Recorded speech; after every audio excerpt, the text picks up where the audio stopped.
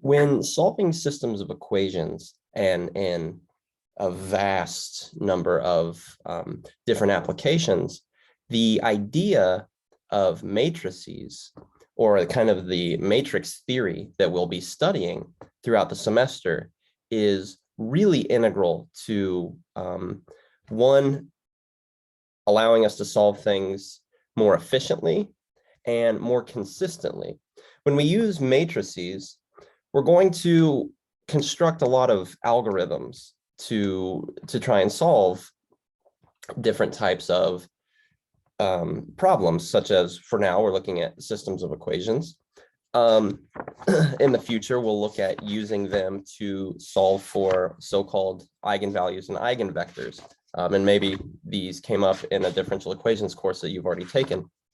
But for now, I want to just kind of let's introduce or review what a matrix is and see how we can solve systems of equations using these matrices. And so when we say an M by N matrix, what we're saying is this is an array of numbers. Let's call it A, capital A. This is an array of numbers with N columns, or excuse me, N rows and M rows and N columns.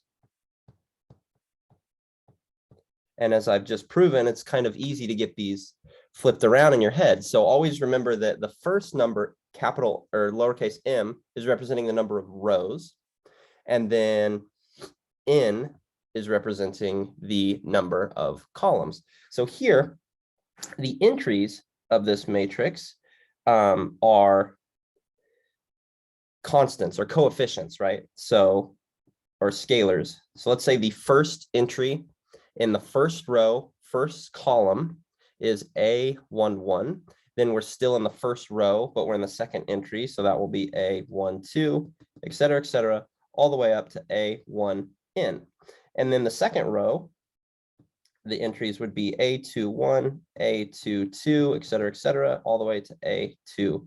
And you can see this one continue till we get to the last row, which would be the mth row. So we would have A sub mn. Over here, we would have A sub m1, because it's in the first column, but the last row, and then et cetera, et cetera. And you can see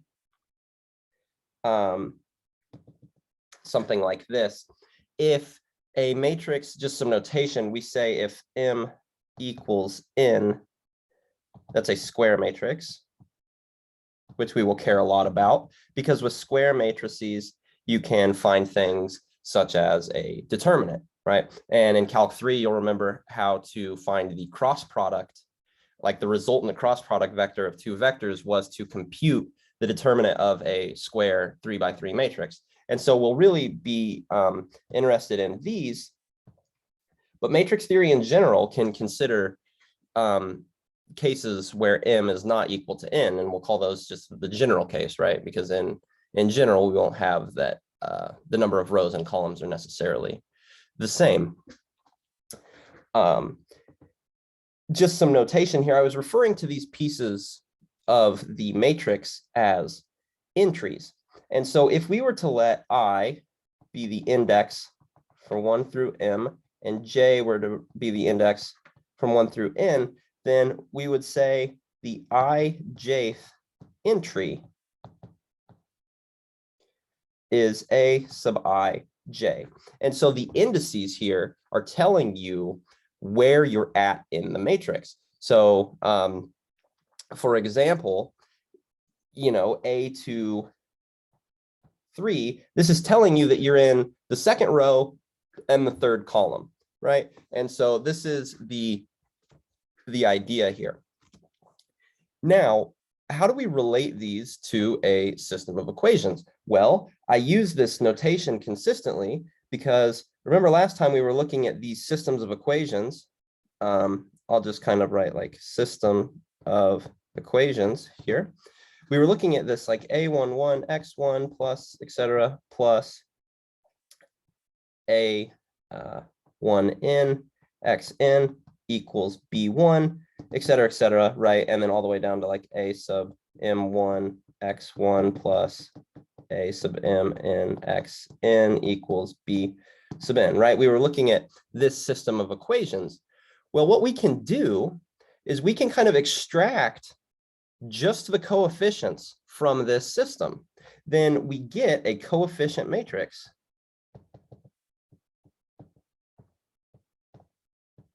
for this system. So then A, and I won't rewrite the whole thing, I'll just come back here. So this matrix A would be the coefficient matrix for this system of equations. And so we'll refer to that as a coefficient matrix of a system. You also notice here, this is only for the left-hand side of the system.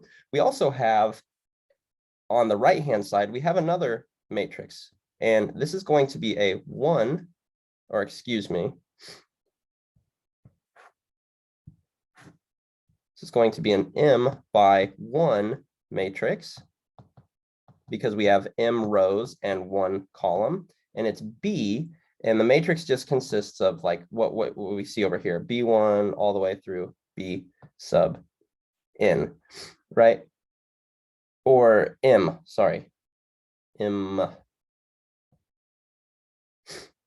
And this is also referred to when you have something that's m by 1, these are called column vectors in certain contexts. And if it were to be, say, 1 by n, then that would be a row vector, right? Because we know a vector is just like a bunch of numbers, right? It's just, so like when you have the vector x, y, z from Calc 3 here, right? Well, then we can look at, if we were to write this as a column vector, we would be writing v is x, y, z.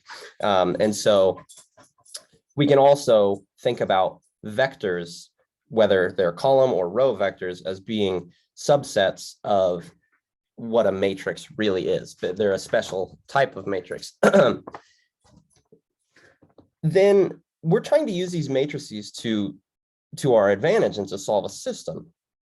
And so why introduce this kind of different notation if a priori it's not going to help us to solve anything? Well, we can use this to solve a system of equations. And to do this for a given system, we will set up an augmented matrix.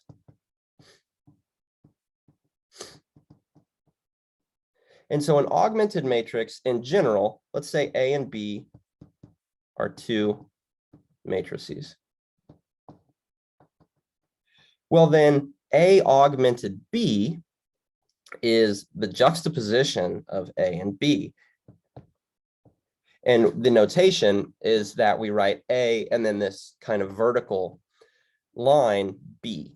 And so A augmented B, or you would just say the augmented matrix here, would look as follows. So we have the matrix A, so A11 to A1n, and we went down to AM1, right, all the way to AMn, and you can kind of fill in the rest.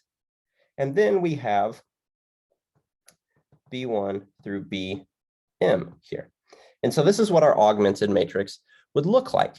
And what we can do is this augmented matrix here is basically all coefficients of this system of equations.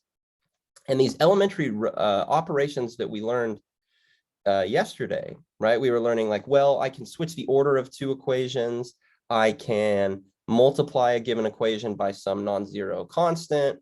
I can add a multiple of one equation to another to get an equivalent system. Well, we can realize all of these operations in terms of an augmented matrix. So let's look at, we'll now call them elementary row operations. Because, and this is why I was using the notation yesterday that like the first equation in a system, I'll call that like, say it's in the first row, right? Because really, here, row 1, this is representing some equation, right? This is representing equation 1 all the way down to like the mth row here. And so what we can do is write these elementary row operations in terms of an augmented matrix. And so let's kind of realize these again. The first one was that we could switch 2 rows. So if we have, so I'll just write it, switch 2 rows, right? And this simply corresponds to just taking the matrix, doing nothing else but kind of permuting any two rows. We can multiply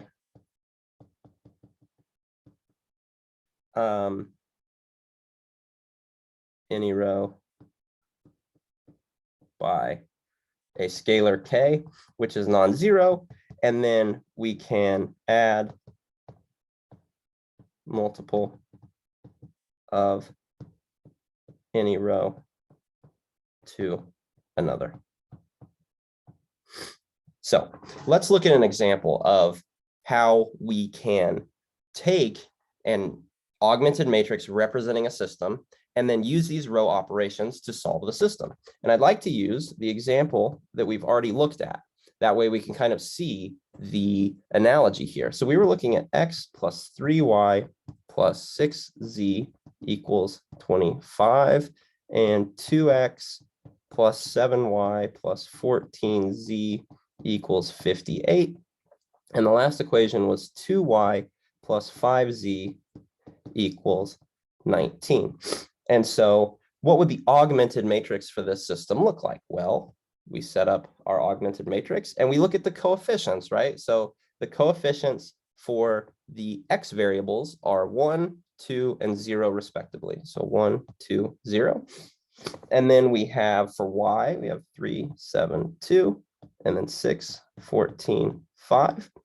And then really, if you would like a visual analogy, where you see the equal signs in the system is where you would augment, right? This is where we'll draw our line, and then we have 25, 58, 19. And what we did in solving this system, the first way I solved this system in the last video, I'll just go over the same operations, but write them in the language of matrices. And so what we did here was, I'll kind of write it like this, and then I'll describe what's going on here. So we were taking row 2, the first elementary operation we did, we took row 2 and we replaced it with -2 times row 1 plus row 2. And when we did that, well, again, the first and third rows are unchanged. And then when we did this, we had -2x plus 2x, and then we had -6y plus 7y, so that would be 1y, and then we'll have -12z plus 14z, so that would be 2z, and then we're going to have 58 minus 50, so this became 8, right? And this matrix is now slightly simplified because basically any time you can introduce a new 0 to an augmented matrix, that simplifies things, right? Just as the reason we chose this operation was to get rid of the x variable after simplification. And so what did we do after this? After this, I'll kind of go to the next page here. I'll kind of write equals off to the side. And then the next operation was to take row 3 and replace it with -2 times row 2 plus row 3.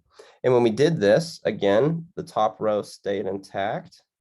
So we had 1, 3, 6, 25, and then we had 0, 1, 2, 8. And then we had, after this simplification, we got 0, 0, 1, 3.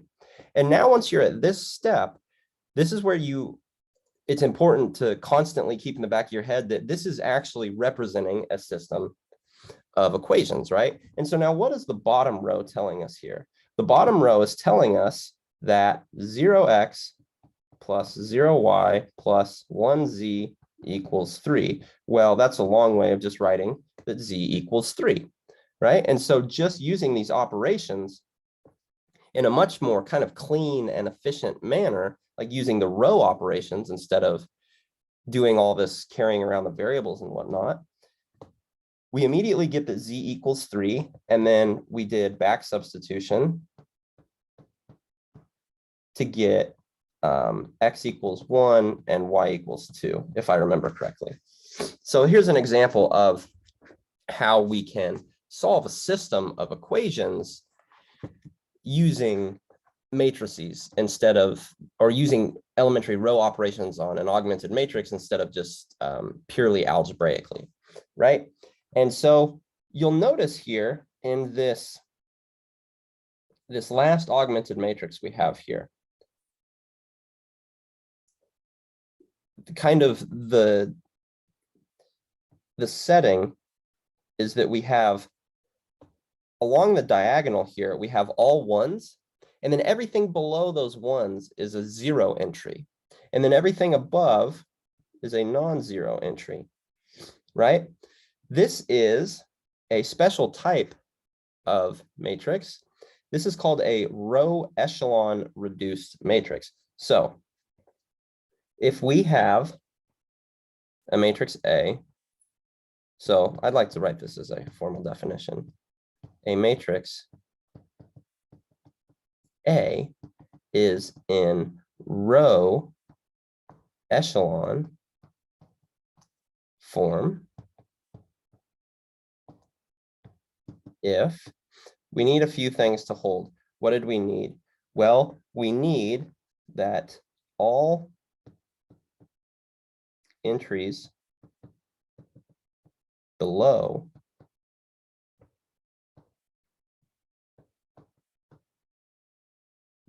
a leading row entry are 0. And so what does this mean? What I mean by leading row entry is you look at a row, right? And the first non-zero entry is the leading entry. So for the first row, right, for row 1, the leading entry is a 1. And to be in row echelon form, we require that all entries below that are 0. So for row 2, we have that the leading entry is the 1 in the middle there. And we have that all entries below that are 0. And then the third entry here, the leading, or for the third row, the leading entry, there are no entries below it, and so we're fine. What else do we require? We also require that all leading entries are equal to 1. This is not too hard to obtain since you can always scale a row by a multiple, right? So if you ever get something where you have all your zeros down here, but along the diagonal you don't have, or for all the leading entries, you don't have 1, well, you can just multiply each row by 1 over whatever it is, right? And the next thing we require is not always applicable, but if there is a row of all zeros,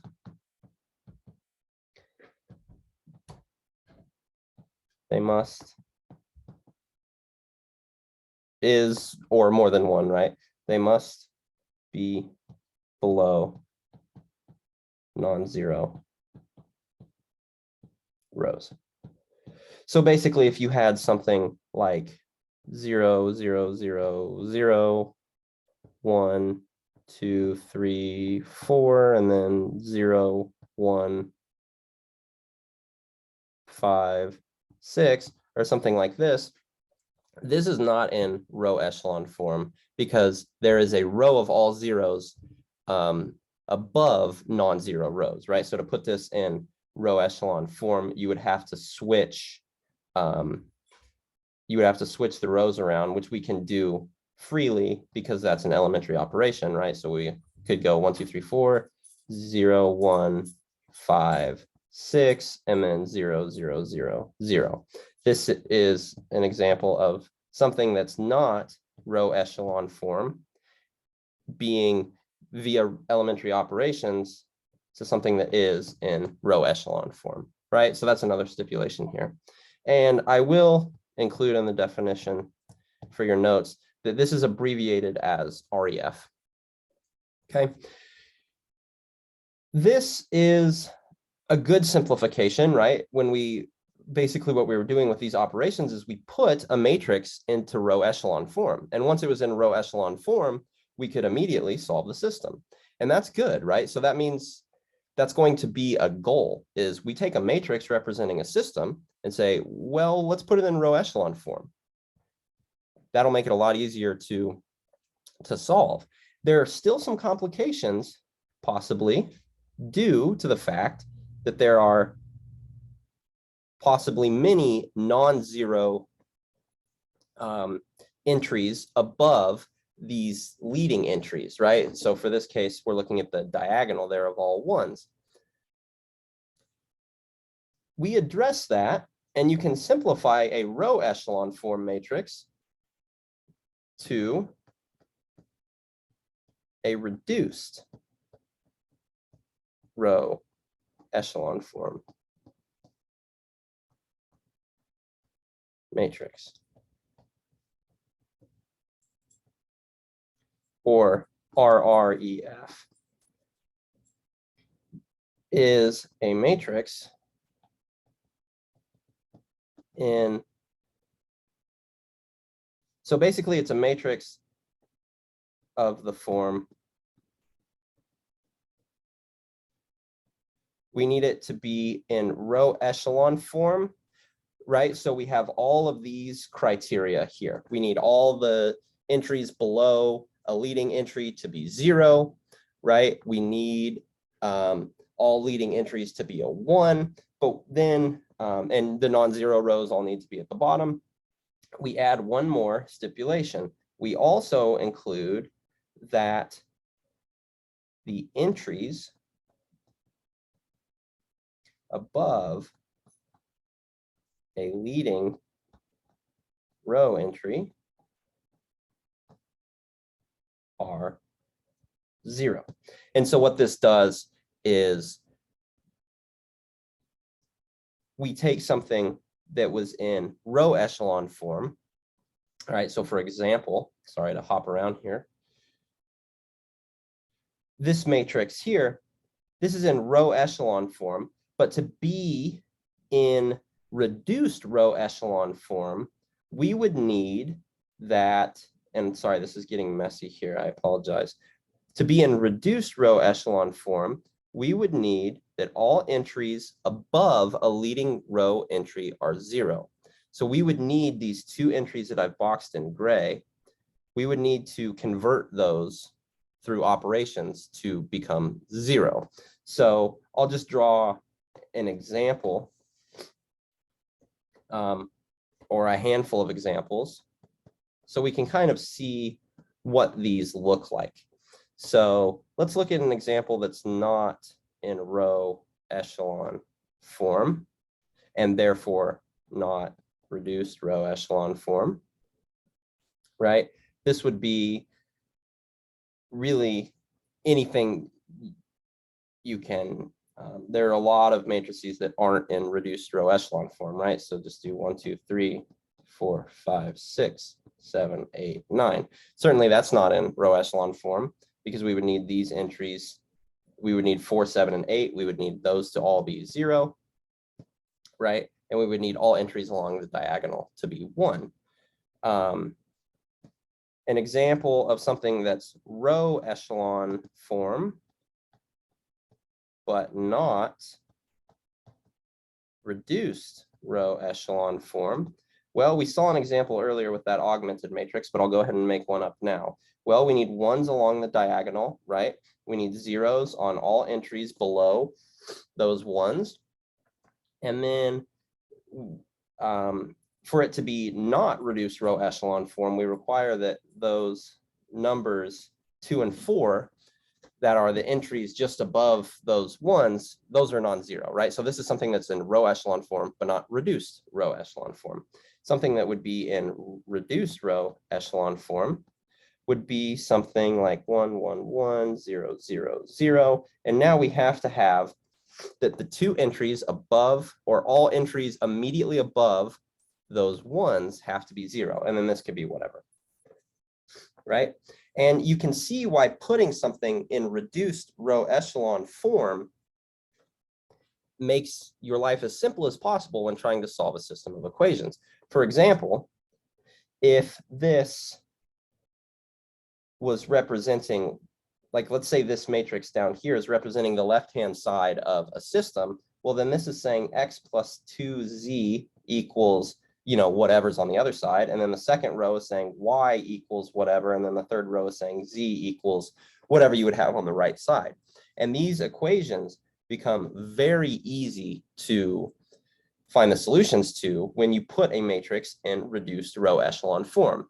And so this is going to be the algorithm that we introduce to solving a system of equations kind of consistently and efficiently as possible. Is we'll take an augmented matrix representing a system of equations. Using row operations, we will convert this matrix into a reduced row echelon form, and then we will solve the system from there. And so I think what I'm going to do now is I'll stop here for the first video, and then in the next video, I would like to go over the algorithm. We can explicitly write out steps for converting a matrix to reduced row echelon form. And so that's what we'll do in the next video.